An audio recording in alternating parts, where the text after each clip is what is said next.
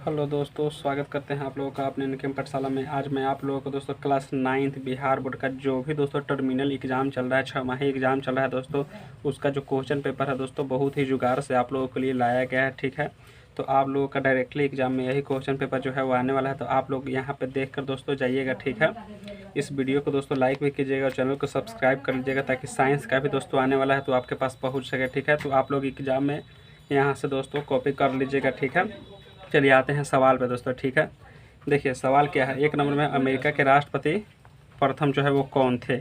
प्रथम जो राष्ट्रपति थे वो थे दोस्तों जॉर्ज वाशिंगटन। ठीक है, तो आप लोग के एग्ज़ाम में यही क्वेश्चन पेपर 9th के आने वाले हैं, तो यहाँ पे दोस्तों आप लोग घर पर से देख कर जाइएगा और स्कूल में भी जहाँ पे घबराएगा दोस्तों वहाँ पे मोबाइल पर सर्च मार कर देख लीजिएगा। ठीक है दोस्तों, तो चलिए 2 नंबर में क्या है, किस संधि द्वारा अमेरिकी स्वतंत्रता संग्राम जो है वो समाप्त हुआ था? ठीक है दोस्तों, पेरिस संधि जो था उसके द्वारा समाप्त हुआ था। ठीक है, मैं फास्ट तरीके से बताने की कोशिश करता हूँ क्योंकि आपको जो है OMR पर रंगना है। ठीक है, तो मैं दोस्तों फास्ट तरीके से थोड़ा सा करता हूँ। ठीक है, फ्रांस की क्रांति जो है वो किस ईस्वी में हुआ था दोस्तों?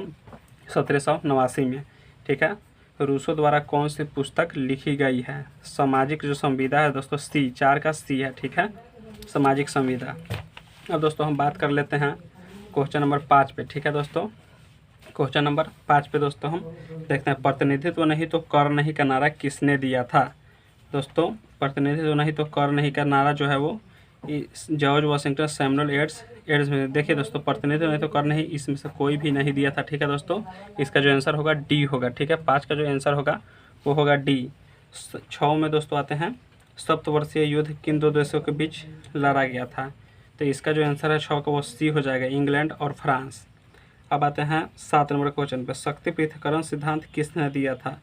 तो इसका जो सिद्धांत दोस्तों दिया था 7 का आंसर हो जाएगा वो D हो जाएगा, मॉन्टेस्क्यू ने दिया था दोस्तों शक्ति पृथक्करण का सिद्धांत। ठीक है, अब हम बात करते हैं दोस्तों, किस प्रसिद्ध शासक ने कहा मैं ही राज्य हूँ? ठीक है दोस्तों, किस प्रसिद्ध शासक ने कहा कि मैं ही राज्य हूँ? देखिए दोस्तों, लुई 14वां ने कहा था दोस्तों। ठीक है, अब हम बात करते हैं क्वेश्चन नंबर 9 पे, बिस्मार्क का संबंध किस देश से है? ठीक है दोस्तों, बिस्मार्क का जो संबंध है वो किस देश से है? तो बिस्मार्क का संबंध दोस्तों जर्मनी से है। ठीक है, 9 का जो आंसर होगा वो होगा C। अब हम आते हैं दोस्तों 10 नंबर क्वेश्चन पे। 10 नंबर क्वेश्चन क्या है दोस्तों, किस अमेरिकी बंदरगाह पर जापान द्वारा हमला किया गया था?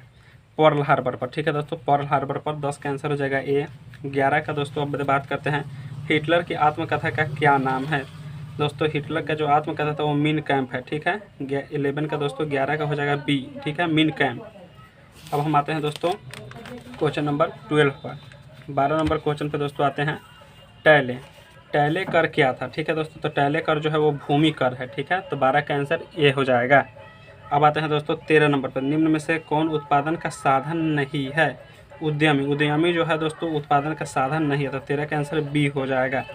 अब हम बात करते हैं 14 नंबर क्वेश्चन पे, भौतिक पूंजी का क्या गुण है? ठीक है दोस्तों, तो भौतिक पूंजी का जो गुण है दोस्तों इनमें सभी है। ठीक है, भौतिक पूंजी का गुण निष्क्रिय है, मूर्त है, ह्रास, तीनों है। ठीक है दोस्तों, इसलिए D इसका आंसर है 14 का D। अब हम दोस्तों बात कर लेते हैं क्वेश्चन नंबर 15 पर, निम्नलिखित में कौन मानवीय पूंजी नहीं है? दोस्तों मानवीय जो पूंजी नहीं है उन एक अकुशलता। ठीक है दोस्तों, स्वास्थ्य मानवीय पूंजी है, प्रशिक्षण शिक्षा सब मानवीय पूंजी है दोस्तों, लेकिन अकुशलता जो है दोस्तों मानवीय पूंजी नहीं है। निम्न में से अब बात करते हैं दोस्तों 16 नंबर पे, निम्न में से कौन भारत की आर्थिक समस्या नहीं है?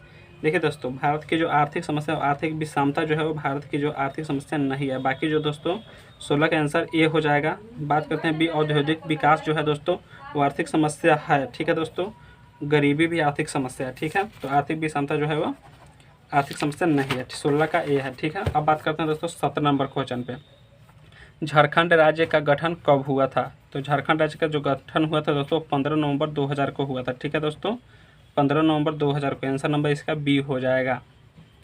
अब हम बात करते हैं दोस्तों, राष्ट्रीय ग्रामीण रोजगार गारंटी अधिनियम कब लागू हुआ था? तो ये जो लागू हुआ था 2005 में लागू हुआ था, तो 18 का आंसर क्या हो जाएगा? A हो जाएगा।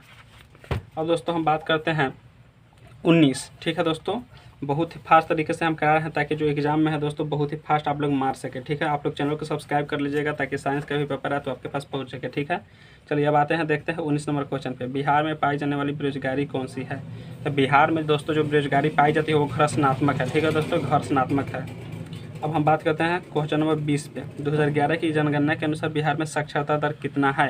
तो दोस्तों 63.8, ठीक है दोस्तों, 63.82%, ठीक है दोस्तों। 20 का आंसर डी हो जाएगा। अब हम बात करते हैं 21 पे। किसी राज्य में राज्यपाल की नियुक्ति कौन करता है? तो दोस्तों आप लोग याद कर लीजिए, राज्यपाल की जो नियुक्ति करता है वो राष्ट्रपति करता है। र से राष्ट्रपति, र से राष्ट्रपति, ट्रिक के साथ बिल्कुल भी आपको याद कराने वाले हैं, ठीक है दोस्तों। र से राज्यपाल, र से राष्ट्रपति इसका नियुक्ति करता है। अब हम बात करते हैं दोस्तों क्वेश्चन नंबर 22 में। भारत में किस प्रकार की दलीय प्रणाली अपनाई गई है? तो भारत में जो दलीय प्रणाली अपनाई गई है वो है बहुदलीय, ठीक है दोस्तों, बहुदलीय, ठीक है। यहाँ कोई भी जो है वो जो प्रणाली है दोस्तों एक दल को लेकर नहीं किया जाता है, यहाँ पे बहुत सारे दल को लेकर किया जाता है, इसलिए इसके जो दलीय प्रणाली है वो बहुदलीय है। अब हम बात करते हैं 23 पे। समवर्ती विषयों से संबंधित कार्यकारी शक्ति किसके पास रहती है? केंद्र के पास रहती है, ठीक है दोस्तों। केंद्र के पास समवर्ती विषयों से संबंधित कार्यकारी जो शक्ति है वो केंद्र के पास रहता है, ठीक है। अब दोस्तों हम बात करते हैं 24 नंबर पे। तिब्बती नदी सांगपो किस राज्य से होकर प्रवेश करती है भारत में? ठीक है दोस्तों, ये अरुणाचल प्रदेश से होकर प्रवेश करती है अपने भारत में। तो 24 का आंसर ए हो जाएगा।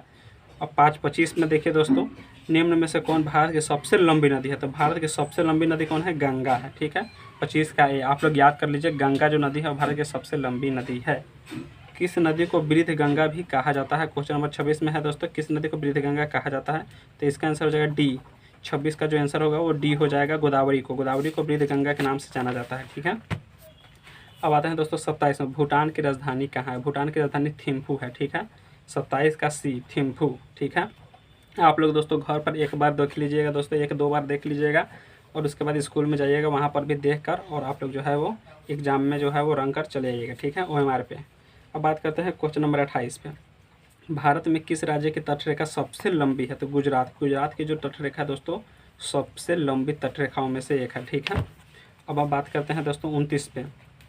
फास्ट तरीके से कराया जा रहा है ताकि जो दोस्तों जो आपका है वो टाइम बच सके दोस्तों। एग्ज़ाम के टाइम पर दोस्तों टाइम बचाना बहुत ही इंपॉर्टेंट होता है, ठीक है दोस्तों, तो इसलिए बहुत फास्ट तरीके से कराया जा रहा है। 29 का दोस्तों है, निम्न में किसका संबंध जो है वो नदी द्वारा जमाव से है? तो जलोढ़ मिट्टी, ठीक है दोस्तों। ज से जमाव, ज से जलोढ़ मिट्टी, ठीक है। ज से जमाव दोस्तों, ज से जलोढ़ मिट्टी।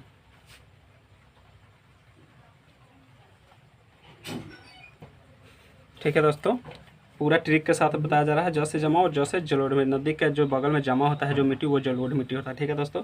अब हम बात करते हैं 30 नंबर पर। निम्नलिखित अक्षांशों में से कौन सा भारत से होकर गुजरता है? तो कर्क रेखा, कर्क रेखा बीचों बीच गुजरता है। आप लोग दोस्तों बैडमिंटन खेलते होइएगा तो जो कर्क होता है दोस्तों वो किस बीचों बीच खेला जाता है, ठीक है दोस्तों, खेलते हैं तो लाइन जो होता है दोस्तों ये इस तरह का, इसके बीचों बीच आप लोग खेलते हैं तो बीचों बीच कौन गुजरता है? कर्क गुजरता है। मतलब कर्क रेखा जो है वो पृथ्वी के बीचों बीच गुजरता है, अपने भारत के बीचों बीच गुजरता है कर्क रेखा, ठीक है दोस्तों। बिल्कुल ट्रिक के साथ आपको बताया जा रहा है तो आपको याद भी हो गया होगा। अब बात करते हैं दोस्तों 31 नंबर क्वेश्चन पे। लोकसभा का कार्यकाल कितने वर्षों का होता है दोस्तों? 5 वर्षों का होता है, ठीक है दोस्तों। लोकसभा का कार्यकाल कितने दिनों का होता है? 5 वर्ष। कितने वर्ष का? 5 वर्ष का होता है, ठीक है। इसमें तो डाउट बिल्कुल भी नहीं होना चाहिए। अब दोस्तों बात करते हैं 32 नंबर क्वेश्चन पे। प्रथम विश्व युद्ध जो है वो कब आरंभ हुआ था? 1914 में प्रथम विश्व युद्ध आरंभ हुआ था। 32 का आंसर बी होगा। विश्व में सर्वाधिक वर्षा कहाँ होती है दोस्तों? मासिन डाम, ठीक है दोस्तों, मासिन। 33 का जो आंसर है वो डी होगा। मासिन डाम में सबसे अधिक वर्षा होती है, ठीक है। कहाँ होती है सबसे अधिक वर्षा? मासिन डाम में, ठीक है। मासिन डाम में क्यों होती है? सबसे ज़्यादा दोस्तों वृक्ष भी कहाँ है? मासिन डाम में ही है, इसलिए वहाँ पे बारिश सबसे ज़्यादा होता है, ठीक है दोस्तों। तो आपको कॉन्सेप्ट के साथ भी और ट्रिक के साथ दोनों के साथ याद करा रहे हैं। 34 का दोस्तों आंसर होगा। भारत एवं चीन के बीच की सीमा का रेखा का जो नाम है वो क्या है? मैक-मोहन रेखा, ठीक है दोस्तों। भारत एवं चीन के बीच की जो सीमा रेखा है उसका क्या नाम है? मैक-मोहन, ठीक है, मैक-मोहन रेखा। अब बात करते हैं दोस्तों 35 पे। भारत में वन्य जीव संरक्षण अधिनियम कब लागू किया गया था दोस्तों? 1972 में जो है वो भारत में वन्य जीव मतलब कि जो भी जानवर होता है दोस्तों उसका संरक्षण मतलब जानवरों का सुरक्षा के लिए जो एक नियम लगाया गया था उसको जो लागू किया गया था 1972 में लागू किया गया था, ठीक है दोस्तों। अब बात करते हैं 36 नंबर क्वेश्चन पे। किन देशों के बीच जो है सिंधु जल समझौता हुआ था? तो दोस्तों आप किस देश में रहते हैं? भारत में। भारत का दुश्मन कौन है? पाकिस्तान। मतलब भारत और पाकिस्तान के बीच सिंधु जल समझौता हुआ था, ठीक है।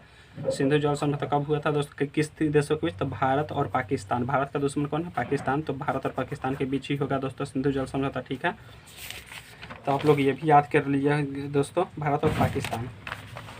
अब दोस्तों हम बात करते हैं 37 नंबर पे। साहसी परिश्रमिक कहलाता है। तो मजदूर जो है दोस्तों मजदूरी वो साहसी परिश्रमिक कहलाता है। ठीक है दोस्तों, तो 37 का जो ऑप्शन होगा वो डी नंबर ऑप्शन जो है वो सही है। ठीक है दोस्तों, अब हम बात करते हैं 38 पे। बिहार में जीविका का मुख्य साधन क्या है? कृषि है। ठीक है दोस्तों, कृषि है, यानी कि 38 का सी। अब हम बात करते हैं दोस्तों 39 पे।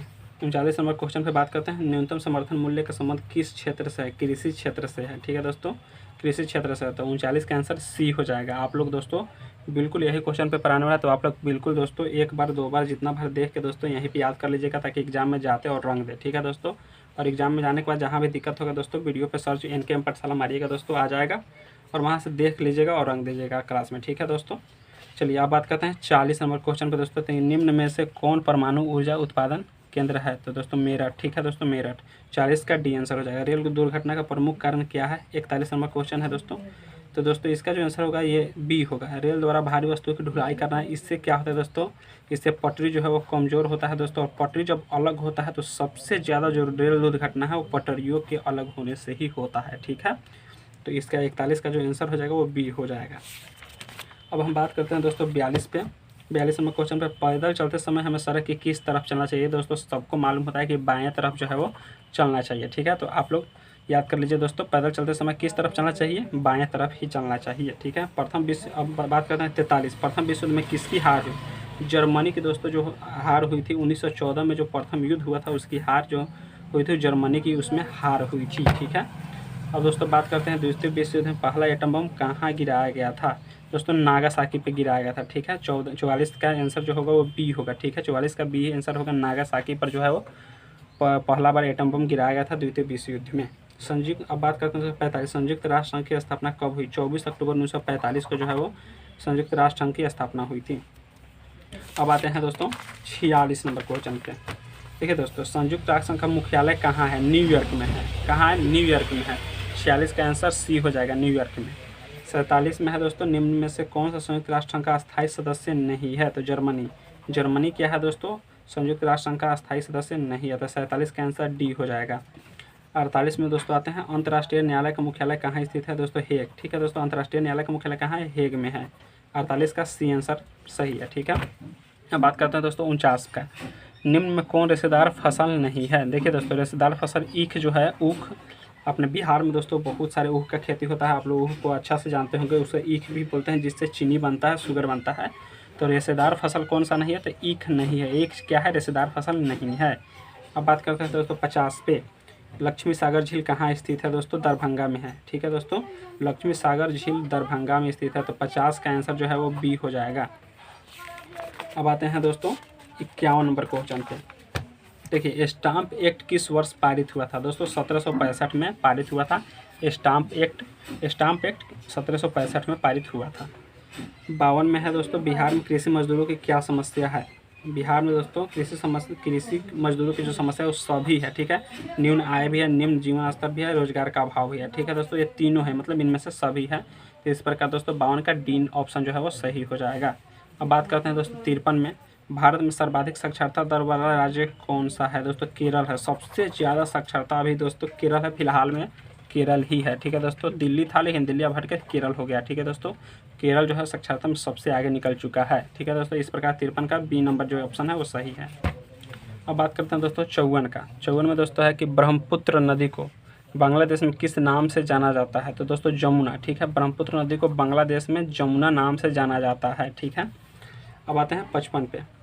दुनिया में सबसे अच्छी शासन व्यवस्था किसे मानी जाती है? लोकतांत्रिक, जो भारत की है। ठीक है दोस्तों, भारत की जो शासन व्यवस्था है लोकतांत्रिक शासन व्यवस्था है, सबसे अच्छी शासन व्यवस्था इसी को माना जाता है। तो इस प्रकार से 55 का ए नंबर ऑप्शन जो है वो सही है। अब बात करते हैं दोस्तों 56। लोकतंत्र में शासन कौन करता है? जनता। लोकतंत्र में शासन किसका होता है दोस्तों?